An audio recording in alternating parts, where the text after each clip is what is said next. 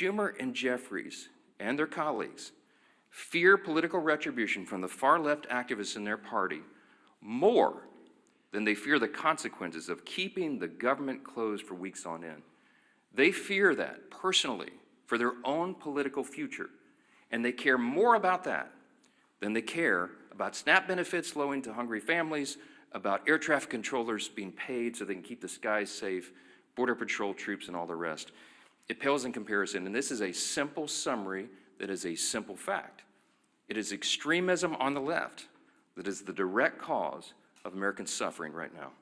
The obviously false claim number 4 this morning is that Republicans are responsible for all this pain. It's just a nonsensical statement. It's a nonsensical statement because the fact is very clear. This is about math.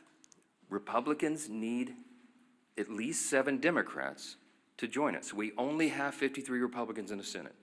It takes 60 votes to reopen the government in the Senate. The House did its job September 19th. We're waiting on the Senate to get this done. Leader John Thune and the Republicans have bent over backwards. They've done everything they can. You saw his frustration and his anger boil up on the floor at the end of last week. A normally calm, pretty steady leader, very steady leader. We're all angry about this because we're sick of what they're doing. They're using the American people as pawns, as leverage, and that is the word that so many of them have used. We could name senator after senator, House member after House member, from the leadership ranks all the way down to rank and file on the Democrat side. They have admitted openly they're using the American people as leverage in this political game. They're motivated out of fear. They want to show a fight to the radical left so they don't lose their political seats, and they're willing to make the American people suffer for it. That is the fact. This is about math. Republicans have to have at least 7 Democrats. We need 5 more. 5 more moderate, centrist, common sense people who care more about the constituents they serve and the country that they supposedly serve than their own political futures and the retribution they'll receive from the Marxist, Mandami, communist left in the party if they do the right thing here. I wish these weren't the facts. I take no pleasure in telling you this. It is disgusting to us.